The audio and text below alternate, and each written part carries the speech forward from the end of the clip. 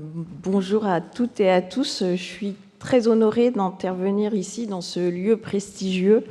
Je tiens à remercier très sincèrement Esther Duflo et Stanislas Dehaene d'avoir invité la DEP à intervenir dans ces lieux prestigieux. Je me présente, je m'appelle Sandra Andreu et je suis la chef du bureau de la conception et du pilotage des évaluations des élèves à la DEP, la direction de l'évaluation de la prospective et de la performance, donc, qui est donc la direction statistique du ministère de l'Éducation nationale. Donc ce matin, je vais intervenir sur les grands résultats des élèves dans les premières années de l'école élémentaire, donc en CP et en CE1. Et ces grands résultats vont vous être montrés par les évaluations nationales. Avant de commencer, peut-être avoir quelques grands chiffres en tête. Quand on parle de la scolarisation dans le premier degré en France, on parle de 6,4 millions d'élèves qui sont scolarisés dans un peu plus de 50 000 écoles publiques et privées sous contrat. Parmi ces élèves, il y a 1,1 million d'élèves qui sont scolarisés dans des territoires, on va défavorisés, soit en éducation prioritaire, en réseau d'éducation prioritaire ou en réseau d'éducation prioritaire renforcé. Et puis quelques aspects géographiques, les seules académies de Versailles, Créteil et Lille vont concentrer près d'un quart des élèves qui sont scolarisés en France. Avant de rentrer dans le vif du sujet, je vais vous présenter les différents dispositifs qui sont mis en œuvre par la DEP afin de dresser un panorama des évaluations des acquis des élèves en France. Assez classiquement, on va présenter ces évaluations sous la forme de trois grandes familles, trois types d'évaluations. Des évaluations qui vont se dérouler sur échantillons, qu'on va appeler des enquêtes. Donc, évaluation sur échantillon au niveau national, au niveau international, et puis les évaluations exhaustives. Donc, sur les enquêtes nationales, peut-être connaissez-vous certaines qui sont ici sur la diapositive. Donc, il y a le cycle des évaluations disciplinaires réalisées sur échantillon qui vont interroger les élèves sur donc des compétences disciplinaires à deux niveaux, en fin d'école et en fin de collège, donc en français, en mathématiques, en sciences, en histoire-géographie, et dans les langues vivantes, donc en anglais, en allemand et en espagnol. La DEP aussi contribue à l'évaluation de politiques publiques, donc comme vous pouvez le voir, comme par exemple l'évaluation de la politique de réduction des tailles de classe en REP+. Et puis la DEP a une grande histoire avec les panels, donc on appelle panels des cohortes d'élèves que l'on va suivre tout au long de leur scolarité.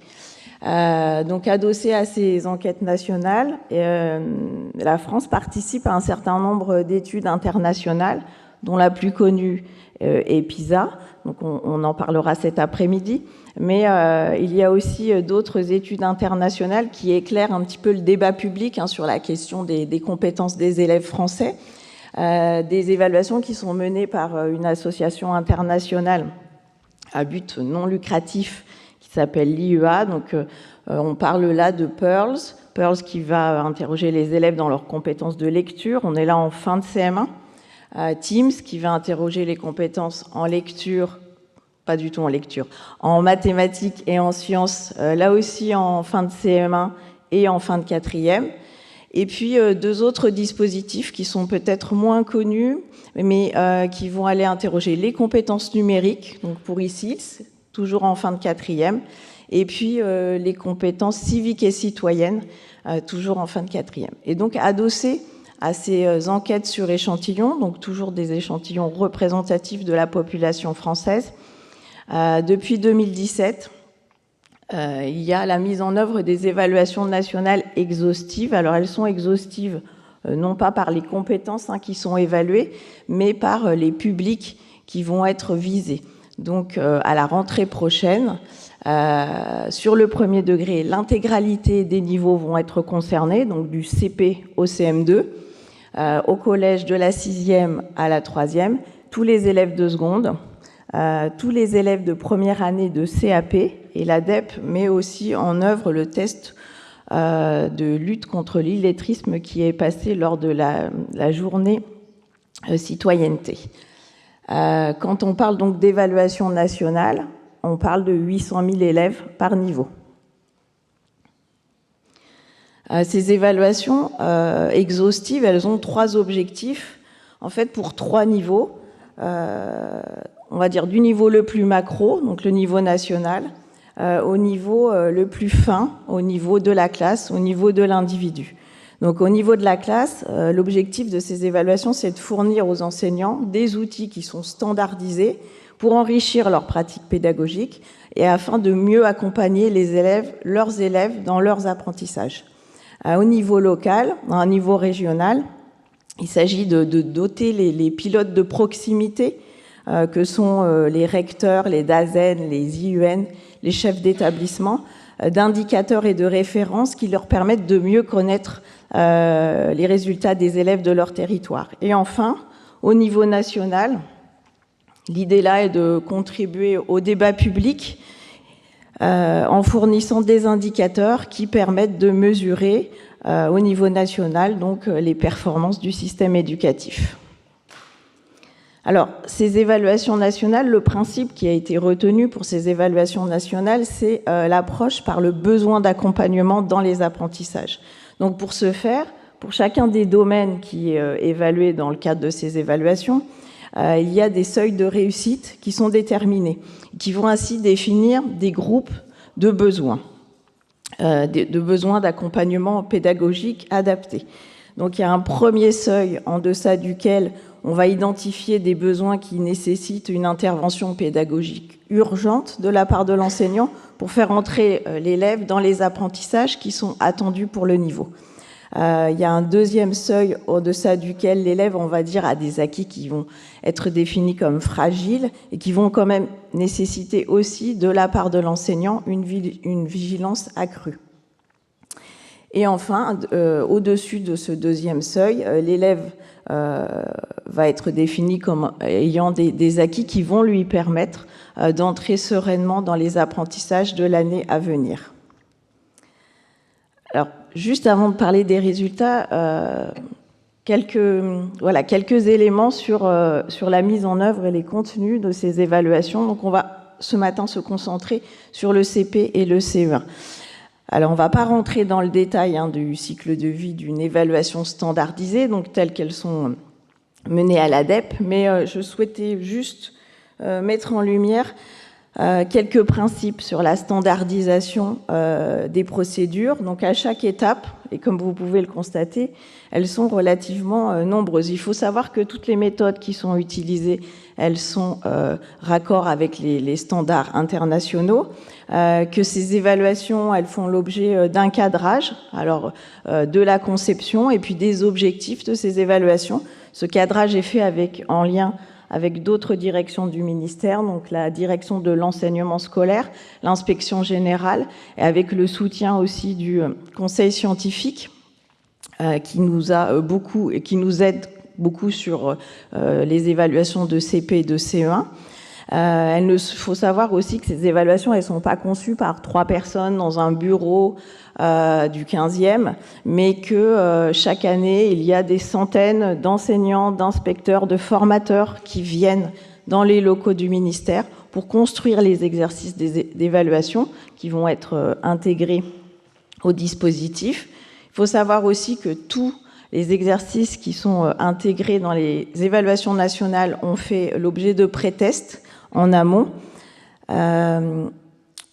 Il faut savoir aussi que tout ceci est fait dans un souci d'amélioration, en fait. Donc, à chaque expérimentation de nouveaux exercices, les enseignants qui expérimentent ces nouveaux exercices on recueille aussi leur avis sur l'opportunité d'intégrer ces nouveaux exercices dans les dispositifs nationaux. Et enfin, dans un souci de transparence de la statistique publique, l'intégralité des résultats de ces dispositifs est valorisée et diffusée. Alors, vous avez ici les domaines qui sont évalués en CP et en CE1, à gauche en français, à droite en mathématiques. Donc vous pouvez le voir, on va interroger les compétences en langage oral, en lecture et compréhension de l'écrit et en étude de la langue, donc principalement des compétences orthographiques sur le CP et le CE1. Vous pouvez aussi constater qu'il y a un certain nombre de compétences... Oh, c'est pas ça que je voulais faire, non plus. Bon, je n'y arrive pas. Qui sont filés en fonction des niveaux. Donc, par exemple, vous voyez, comprendre des phrases à l'oral, on va interroger les élèves en début de CP, en milieu de CP, en début de CE1. Concernant les mathématiques, il y a aussi un certain nombre de compétences qui vont être, dont l'interrogation va être réitérée au fil du temps, notamment la résolution de problèmes, le placement d'un nombre sur une ligne graduée. Je vous ai mis ici un exemple d'exercice tel qu'il est proposé aux élèves de CP. Donc on est là en français, on va interroger la compréhension orale. À gauche, vous avez le guide de l'enseignant et puis à droite, vous avez le cahier de l'élève. Donc comme on est dans le premier degré, les élèves sont interrogés sur des cahiers. Donc sur la gauche, vous voyez un extrait du guide de l'enseignant. Donc pour chaque exercice, on va lui indiquer la compétence qui est évaluée, la description de l'activité de l'élève, les instructions pour réaliser l'exercice et puis la durée effective du travail de l'élève. Donc là, par exemple, c'est 3 minutes. À droite, donc l'extrait du cahier de l'élève, on est là en début de CP. Donc pour le recueil des réponses, on va s'appuyer sur des images. Donc le principe, c'est que l'enseignant va lire un court texte aux élèves, puis ensuite il va leur poser des questions. Et pour répondre, l'élève doit entourer l'image qui correspond à la bonne réponse. Un autre exemple, alors là en mathématiques, donc on est sur un exercice qui est de placement d'un nombre sur une ligne graduée. L'idée là est de vous montrer un petit peu la gradation de la difficulté sur une même tâche. Donc à gauche, vous avez ce qui est proposé au CP et à droite, vous avez un exercice qui est proposé au CE1. Donc dans ce type d'exercice, on a plusieurs variables d'ajustement. Par exemple, les nombres qui sont en jeu, vous voyez que pour le CP, il s'agit, on va jusqu'à 10. Pour le CE1, on va aller plus loin dans la ligne numérique. On peut jouer aussi sur la valeur d'une graduation et puis on peut jouer aussi sur la valeur de la différence entre les deux limites de la droite. Alors, une fois que les évaluations ont été passées, que les élèves ont rempli leur cahier, les enseignants ont à disposition un portail de saisie qui leur permet de reporter les réponses des élèves. Donc vous voyez par exemple là à gauche, il y a un facsimilé d'un cahier d'élèves, c'est un exercice de phonologie. Et sur la droite, donc le facsimilé du portail. Donc chaque enseignant de France a accès à ce portail via un identifiant et un mot de passe de manière, donc c'est pour qu'il ait accès de manière sécurisée. Il a accès uniquement aux résultats des élèves de sa classe. Donc vous voyez les élèves là sur la gauche. Et il doit donc reporter les réponses de l'élève sur le portail.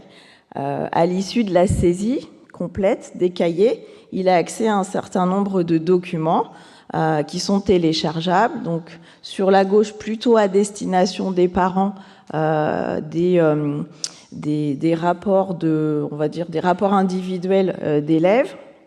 Donc sur les compétences en français, sur les compétences en mathématiques. L'idée là est de positionner l'élève dans ses apprentissages. Et puis il a aussi accès à des tableurs Excel et puis à un certain nombre de documents à visée pédagogique, et notamment le guide de notation qui leur permet de comprendre comment est-ce que les items ont été cotés. Alors, maintenant que vous avez un petit peu en tête la manière dont les choses se passent, on va s'intéresser donc aux résultats de ces évaluations nationales. Elles s'appellent donc repères CP-CE1 et l'objectif ici, c'est de mettre en lumière les éventuelles inégalités de réussite en fonction de différentes variables, donc que sont le secteur de scolarisation et le genre. Donc la figure qui est proposée ici présente une évolution des résultats dans les différentes compétences qui sont évaluées sur les différents temps de mesure. Donc on est là en français, en début de CE1. Il y a donc 7 compétences, 7 domaines qui sont indiqués. On va s'intéresser ici à la proportion d'élèves qui se trouvent dans le domaine, dans le groupe satisfaisant. Donc, on a des résultats qui sont stables entre 2022 et 2023, donc 5 domaines sur les 7 qui sont évalués. Et on a 2 baisses qui sont à noter, qui sont indiquées ici sur le graphique avec les flèches bleues. C'est la compréhension orale de mots et la reconnaissance de lettres. Ce qu'on peut dire aussi en regardant ce graphique, c'est que les niveaux de performance de 2023 sont comparables à ceux de 2019, dans la majorité des domaines évalués au CP en au CP en français, et après la baisse qui avait été observée en 2020, donc on ne peut pas ne pas parler de la crise sanitaire, les niveaux reviennent à ceux de 2019. Alors ici sont représentés les écarts de performance entre les élèves qui sont scolarisés en éducation prioritaire et ceux qui sont scolarisés en dehors de l'éducation prioritaire. C'est le graphique de gauche. Le graphique de droite, c'est la différence entre les élèves qui sont scolarisés en REP+, donc en réseau d'éducation prioritaire renforcé, leur différence de performance avec ceux qui sont scolarisés hors de l'éducation prioritaire. Alors le premier constat qu'on peut faire est celui de l'importance de ces écarts observés en français. Les élèves du secteur public dans les écoles d'éducation prioritaire ont une maîtrise qui est moins affirmée dans tous les domaines. Alors on voit aussi une stabilisation de ces écarts de performance entre les élèves scolarisés en REP et ceux du secteur public hors éducation prioritaire entre 2022 et 2023, et après une légère réduction qui avait été observée par rapport à l'année 2021. Alors si on rentre un peu plus dans le détail, on voit aussi que ces écarts sont différenciés en fonction des domaines qui sont évalués. Donc les écarts en français qui sont le plus marqués sont constatés en compréhension orale, qui va peut-être interroger ce qu'on peut appeler le stock lexical. Si on s'intéresse aux élèves qui sont dans le groupe satisfaisant sur la compétence de compréhension de mots à l'oral, vous voyez que l'écart atteint 33 points. Alors, je suis un peu ennuyée parce que je n'arrive pas à pointer. C'est tout en haut. 33,5 points d'écart entre les élèves qui sont scolarisés en REP+, et ceux qui sont scolarisés dans le public hors éducation prioritaire. Alors, on va s'intéresser maintenant aux différences de genre, donc entre les filles et les garçons. Donc, sur le graphique est représentée en fait la répartition des élèves dans le groupe satisfaisant en français au début de CP à la rentrée 2022, donc suivant le genre. Alors, comme vous pouvez le constater dans tous les domaines, en début de CP, les filles ont des performances qui sont supérieures aux garçons. Les écarts varient de 1 point de pourcentage, par exemple pour la compréhension de mots à l'oral, à 6,3 points pour la compréhension de phrases à l'oral. Et l'écart est plus important sur une compétence qui est de l'ordre d'un apprentissage plus scolaire, comme connaître le nom des lettres et le son qu'elles produisent. On a là un écart de 5 points.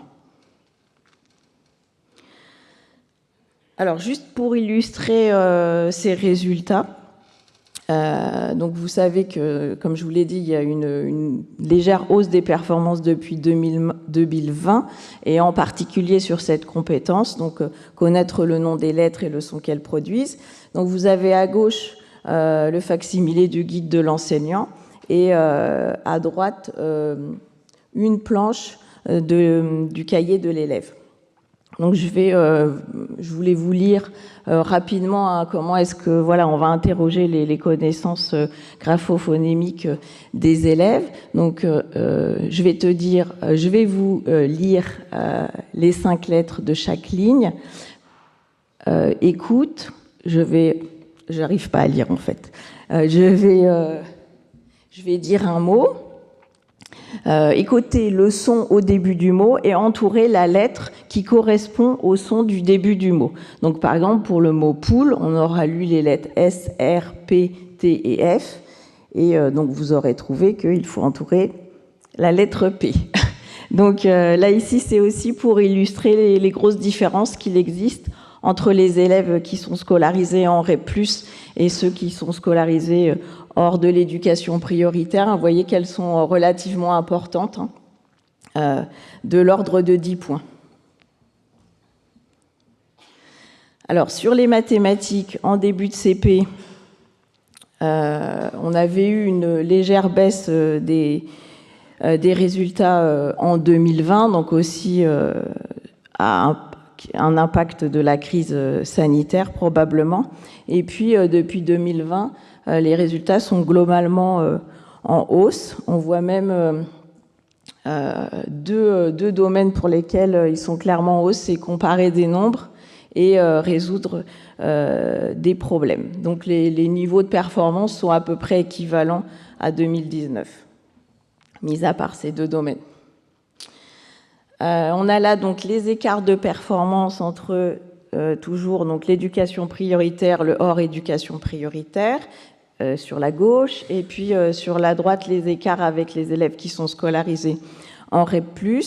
Alors déjà le premier constat, c'est que vous pouvez voir que les écarts sont relativement moins importants que ce qu'on peut observer en français, puisque là ils atteignent pas 10 points, sauf pour la résolution de problèmes, où les différences sont plus marquées, puisqu'elles sont de l'ordre de 19 points de pourcentage entre les secteurs publics et le secteur de l'éducation prioritaire, et de 23 points pour les élèves qui sont scolarisés en REP+. On note aussi une baisse de ces écarts dans un seul domaine, donc comparer des nombres pour les élèves qui sont scolarisés en REP+. Alors là, en mathématiques, eh bien les filles présentent toujours des compétences, alors soit qui sont équivalentes, soit qui sont meilleures que les garçons. Il n'y a qu'un seul domaine pour lequel ça n'est pas le cas, c'est l'exercice de comparaison de nombres.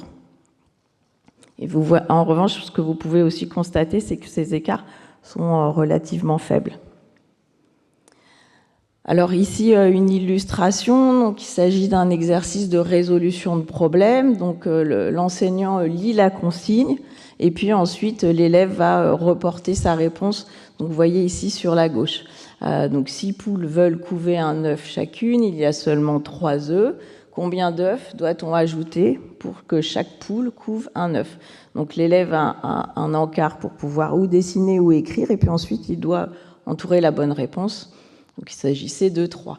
Et là encore, vous voyez, c'est aussi pour illustrer ces gros écarts de performance entre secteurs de scolarisation, puisque vous voyez qu'en REP+, c'est quasiment 20 points de moins que les élèves qui sont scolarisés hors de l'éducation prioritaire. Alors, on va s'intéresser maintenant au CE1 en français. Donc, vous voyez les compétences qui sont évaluées ici en français en CE1 sur les 5 années. En comparaison de 2022, les résultats sont stables pour 5 des 8 domaines qui sont évalués, à l'exception donc d'une baisse en français dans 3, sur la compréhension de textes lus seuls, sur l'écriture de mots, donc des compétences plutôt orthographiques, ainsi que sur la lecture de mots à voix haute.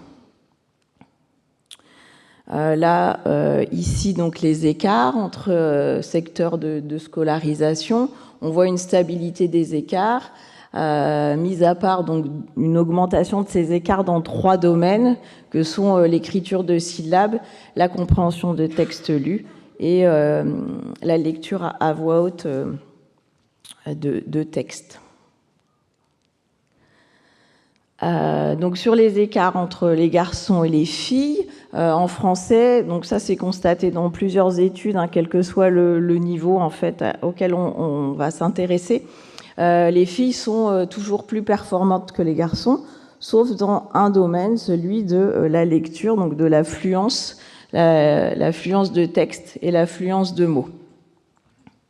Donc vous voyez, elles présentent partout des meilleures performances, entre 2,5 et 5 points d'écart en faveur des filles, quel que soit le domaine qui est évalué. Donc pour illustrer comment est-ce qu'on va recueillir les performances des élèves, donc là ici vous avez un exercice de compréhension de l'écrit. Donc l'idée étant que donc à gauche toujours le guide de l'enseignant, à droite le cahier de l'élève. Donc l'élève va lire seul le petit texte qui est dans l'encadré et ensuite chacune des questions ainsi que les modalités de réponse vont être lues par l'enseignant. Et voilà, là encore, on voit des écarts qui sont relativement importants sur les élèves qui sont scolarisés en éducation prioritaire et ceux qui ne le sont pas. Et on voit aussi que les filles ont une performance qui est plus marquée, elles sont plus performantes que les garçons. Alors maintenant, les mathématiques. Donc en mathématiques, en début de CP, si on regarde dans le rétroviseur, on voit que globalement, les résultats sont stables. Bon, après dans certains domaines, une baisse en 2020. Et on voit même des hausses assez importantes, notamment dans l'écriture des nombres et dans des activités calculatoires comme soustraire et additionner. Sur les écarts, le même constat, on a une stabilité des écarts de performance globale, mais vous pouvez aussi constater que ces écarts ils demeurent importants dans deux domaines, enfin dans le domaine de la résolution de problèmes, puisque il y a 18,1 points de pourcentage d'écart entre les élèves scolarisés en éducation prioritaire et ceux qui ne le sont pas. Et si on s'intéresse en particulier aux élèves qui sont en REP+, l'écart est de 22,1 points. Alors ça, c'est donc, ce sont les résultats en début de CE1 selon le sexe, et puis ce résultat est maintenant connu, mais on voit que en début de CE1, il y a eu un renversement et que les garçons présentent des meilleures performances que les filles dans tous les domaines de mathématiques. Vous voyez aussi que les écarts sont relativement importants. Donc il y a deux exceptions à cette suprématie des garçons sur le calcul mental et sur un exercice qui va évaluer des compétences géométriques. Donc il s'agit de reproduire un assemblage. Alors voilà, pour illustrer là les résultats en mathématiques, vous avez ici un exercice qui va évaluer la connaissance des nombres, donc sous la forme d'une dictée. Donc c'est assez classique, hein. Il y a des nombres qui sont dictés, l'élève doit les écrire dans son cahier. Donc là on est en début de CE1, donc les nombres qui sont dictés c'est jusqu'à 100. Et puis de nouveau, hein, vous voyez des différences assez importantes entre secteurs de scolarisation. Si on prend le nombre, prenons le nombre 98, il y a 71,9% des élèves scolarisés dans le public hors éducation prioritaire qui vont réussir cet exercice, versus 64% en REP et 58,3% en REP+. Alors, par-delà un peu ces constats, à la fois en photographie et puis temporelle, la question qu'on a envie de poser, c'est ok, on voit qu'il y a des choses qui se passent durant le CP, durant le CE1, mais qu'est-ce qui se passe pendant les vacances scolaires? Alors, pour répondre en fait à cette question, l'ADEPE a mis en place un dispositif ad hoc en 2020. Donc il s'agissait d'un panel de 20 000 élèves qui ont été suivis pendant 2 ans.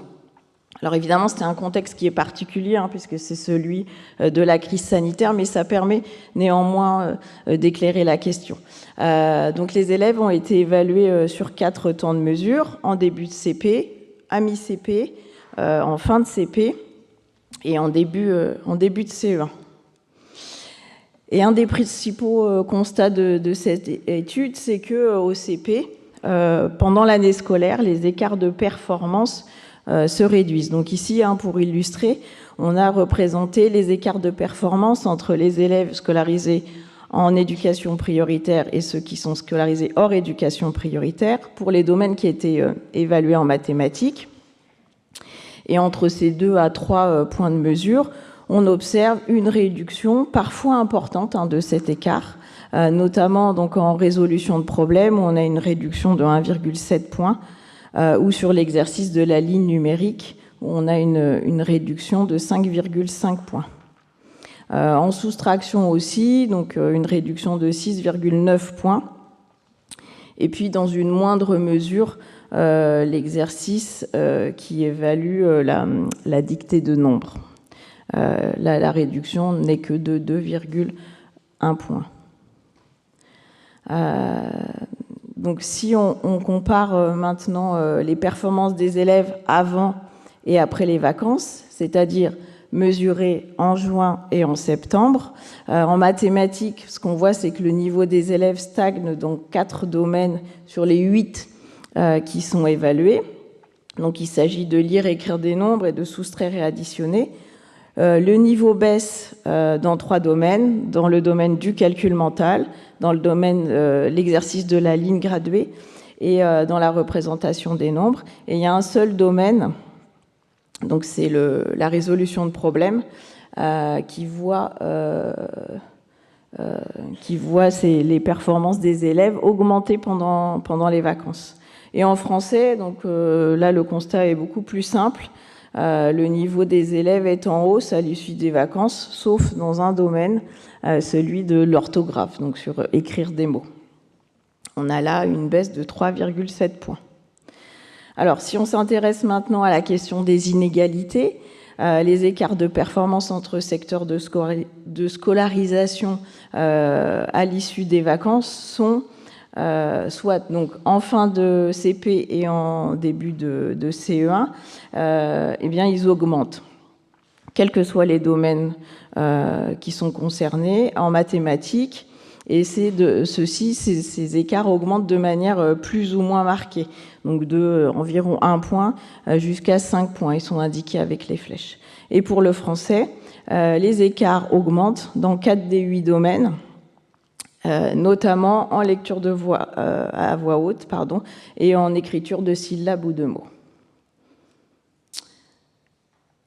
Alors, que retenir de cette présentation? Ou bien, si la question qui était posée était de savoir est-ce que l'école sert à quelque chose, je pense que la réponse, elle est donnée. Que ce soit en français ou en mathématiques, l'apprentissage dans un contexte scolaire permet de réduire les inégalités de réussite, alors qu'elles augmentent durant l'été, et particulièrement sur les premières années d'apprentissage, notamment en lecture, en écriture et dans les 3 domaines de mathématiques. Alors, si vous souhaitez en savoir plus, donc l'intégralité des résultats des études qui vous ont été présentées ce matin sont disponibles sur le site education.gouv sous la forme de notes d'information. Donc, c'est des 4 pages synthétiques qui vont reprendre ces grands résultats, et puis aussi sous la forme de documents de travail, donc où vous trouverez des résultats un petit peu plus détaillés. Et je vous remercie de votre attention.